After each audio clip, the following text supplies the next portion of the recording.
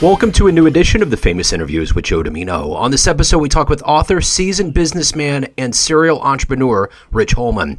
He has had a varied U.S. business career in the real estate, mortgage banking, securities, publishing, and investment banking industries. He holds a BBA in chemical engineering management from the University of Texas and an MBA from the Ohio State University. Before moving full-time to Columbia in 2007 and starting his first real estate company, he lived in Naples, Florida, Atlanta, L.A., Minneapolis, and Boston. He is originally from Texas, where he resided for 12 years. After 7 years of research, Killing You Softly, How Sugar is Killing Us, is his first book, a hard-hitting expose of the world's biggest killer, sugar. He was dying 7 years ago, and now at the age of 80, he is in great health, off all of his meds, and is living proof of what can be achieved by doing one thing, quitting sugar. Enjoy this evolutionary tale of inspiration. It's nice to meet you, and you're clearly in Columbia, so it's great to connect. I'm in Kansas City, Missouri. I've heard of Kansas City. They have a football team there, don't they? Yeah, I hope so. I hope they still do. Well, so I'm a University of Texas guy. You just got James Okay. Worthy there, so I'm pretty excited about following him there with Mahomes. Yeah, absolutely. Well, you know, Mahomes almost went to Chicago, so there was just always near misses that happened. But we are happy that St. Mahomes came in on his horse. Well, So I've started to root the Chiefs a little bit over the years. I really admire what they put together, and Andy's just amazing, and I like all those guys. So I'm glad Worthy's there. I hope it works out for him. absolutely, for sure. Well, at any rate, it's great to meet you. Thank you for taking a minute out. And I'd like to begin our conversation with, 4 years ago we were looking at this pandemic, trying to figure out how long it was going to last and how it was going to affect all of it. I'm curious how you survived the pandemic and how it changed you. Boy, that's a great leading question. You'd almost have to go back to 8 years ago when I was dying and had full-blown metabolic syndrome, and I found out by the grace of God, and it's in my book, that sugar and processed food is what was killing me. And flash forward to the pandemic, when I first heard about it in late fall of 2019, I started studying it. And the first thing I noticed about COVID and the virus was it's an inflammatory virus, which means if your body's in an inflamed state, like high blood pressure, coronary problems, diabetes, overweight, whatever, you could have a problem with COVID. But it's just a flu. But it's a flu that the people are in bad health and inflamed state will have a problem with. Well, I was, after my book and after what I discovered, my health was perfect. I was at that time 77, perfect health, no inflammation. So I said, I'm not too worried about this flu. And then they started they locked us down. So they started calling me here in Columbia because I was over 70 to get the vaccine. And I kept saying, no, I'm not going to take it. Thank you very much. And I finally got the COVID in 2021, and it was like nothing. Less the truth than a common cold. I had no problem. But it didn't really affect my life because the thing I knew I wanted to do was stay healthy. So I went and bought some weights a week before they locked us down here in Columbia. So one day I'd do weight work, the next day I'd walk around my building illegally. I'm not supposed to be outside, but I'd walk around for an hour. So I was getting exercise 7 days a week. The girl that cuts my hair still came over. The girl that does my nails came over. The maid came over. It was pretty normal, except not normal social life, and you couldn't go to a restaurant. But I fared very well. I was in great health, ate well, had no problems. But I talk about this in my book about COVID and the lost opportunity because they scared the heck out of us. And instead of scaring us into getting healthy, instead of saying we're going to give everybody free gym membership, want everybody to work out, get exercise, take vitamin D, vitamin C, lose some weight, get healthy, build up an immune system so you can fight this COVID, the United States government did just the opposite. They locked us down. No exercise, no sunshine, processed food sales went up 25%. They made us sicker.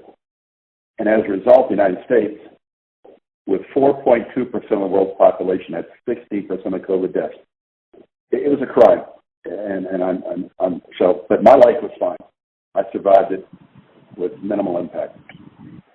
Wow, that's interesting how different places on the planet did attack it. You're totally right. We were totally, and even the political divisiveness that went into it, the whole thing was just absolutely done in the wrong way. I totally agree. So let me ask you this: as a author and Sure. seasoned businessman, I'm curious if I put you in front of a bunch of grade school kids, third graders at Career Day, and one of the kids asks you, "Hey, what do you do for a living?" How do you answer that child? Well, I would say my father was in the military, and we moved around my entire life. So I never got really stable. I sort of turned into what I call a serial entrepreneur. It seemed like every 5 years I'd have a whole new career, a whole new job, something totally different. And my college degrees only taught me basically a couple things: how to read and write and how to research. So I guess what I would say is I'm a serial entrepreneur. I love doing different things, and my life constantly changes, and I find that very exciting, as opposed to just doing one thing your whole life and working for somebody else. So each of you got to, decide on your own path, but my path has been one that's been very interesting, and it's now culminated in being in a foreign country, starting up a company, now writing a book. So I would say I'm a serial entrepreneur. So what did you want to be in the third grade? What was your dream to grow up and become? To tell you the truth, I had no idea.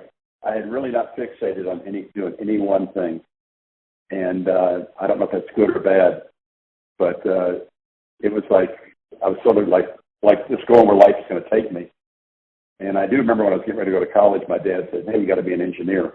That was kind of a Sputnik, and engineers are in demand. And of course, I decided to be a chemical engineer, and it took me a while to realize that my least aptitude of anything I've ever done in my life is being an engineer. But it took me several years to sort that out. But I had no fixed idea of what I wanted to be when I got old. So based on moving around and everything that you talked about in your early life, what was kind of the seed that was put into you to become an entrepreneur? How did that happen? I think it's just moving around so much. Every 2 or 3 years, you're moving to a different location, different city, different country, eating different food, making new friends, and you learn to adapt, and you learn to deal with change, and you learn to embrace it.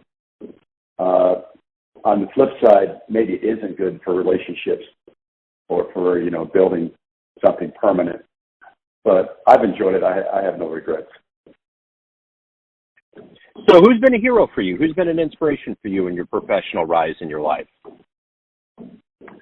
I really don't have any one fixed hero because I've been in so many different kinds of jobs and situations. But recently, I've just been thinking about somebody I wish would not have been murdered, and that was John F. Kennedy. I think we had a chance to get on the right path with our country, and I understand who took him out, why they took him out. Same thing for his brother, who I thought was on the right track. And sort of coincidentally right now, I'm a very, very big fan of Robert F. Kennedy Jr. I'm going to vote for him. He's the only one who's talking about the most important issue in the United States today. Nobody else is talking about it. So I would say John F. Kennedy. So if you can meet anybody alive on the planet right now that you find fascinating, spend a little time with them, who would it be? John F. Kennedy. I would love to meet with him and see where he planned to take us and get to know him better. So, yeah, I've got a lot of admiration for him. Absolutely. So let me ask you this. Of all of these years that you've been in business and you've been successful, what has been the drive every day for you to wake up and to do the work that you do? What's the gas in your tank? It's evolved over the years, but innocently, I keep a to-do list of things to do for the day, what I call the priorities. And the one thing I've learned in life, you can't stress out about things. You got to just do your priorities, take them one at a time. And, you can't worry about number 7 when you haven't got number 1 done. But what motivates me is I mark them all up in blue, and I love to finish the day and I have no blue left on my list. But that gets me going. Whatever those things are, I like to get them done So just establishing priorities and attacking them each day definitely gets me flowing. So you're in a position in your life where you have to dole out good advice to people that are around you and as an entrepreneur. I'm curious, what's the best advice that you've ever gotten? Oh, wow. That one, I'm not sure if I can even answer. It seems like I've had to learn things the hard way, not having good advice and shortening my path. So I probably, because of that, have made a lot more mistakes than I needed to. But I really can't give you any specific set of advice that really got me moving in the right direction, the right path. Well, that right there is an answer in itself. So of all of the things that you've done professionally in your life up to this point, what are you the proudest of? The book I just published last September after 7 years of research, and it was written to save lives, and I'm very, very proud of it. And that's my whole goal this year, is to get it properly promoted in the United States. And then once we make success there, I'll get it translated to other languages. But that's it was a miracle I'm still alive, and as a result of that, I wrote that book. That's wonderful, and changing more lives in the process. It is amazing, as you mentioned, how there is that culture here in the country that, things aren't preventative, it's reactionary. And there is a lot of people that, just get to that point where it's hard to turn the wheels back. In your case, it's, as you said, it's miraculous, but there's so many people to get at that point in their lives where they can't do anything. They get stuck. Joe, you said one key word, and it's really interesting. It's called preventative. And unfortunately, I didn't cover this in my book. I learned this after I wrote my book. But back in the John D. Rockefeller days, he came up with the idea of allopathic medicine because they were breaking up his oil empire. So he thought pharmaceuticals is the way to go. And he created allopathic medicine, basically, the richest man in the history of mankind, which means it's not preventative. All the doctors are trained to treat the symptoms and not the cause. And sugar and processed foods is the cause of chronic disease. And the United States now is the most unhealthy country in the world. And we were the first to eat processed foods and sugar back in the 50s. And now it's spread around the world. But the United States, unfortunately, chronic disease is killing more of us than all the wars and pestilence ever. It's so sad, but the doctors aren't trained to treat the symptoms. They treat the symptoms, not the cause.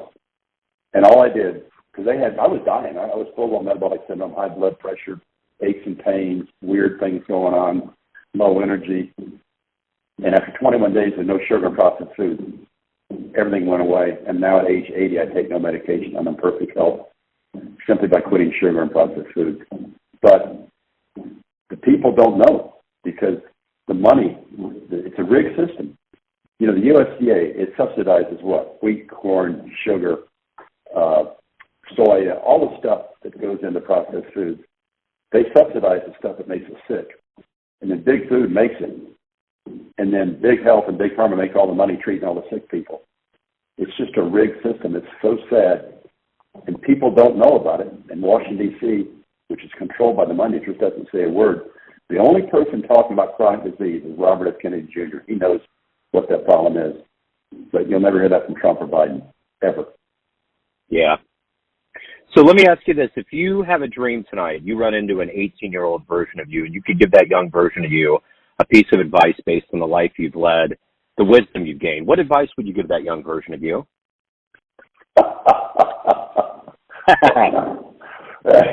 Well, this is going to sound a little offbeat, but I would tell them, keep the liquor to a minimum. In fact, just stick with a little bit of red wine now and then. But I would say alcohol probably wasted a lot of years of my life. And if I had never gotten involved with it, I'd probably live an extra 20 years. Right now, my goal is to make it to 100. But, I don't know how that's going to fare.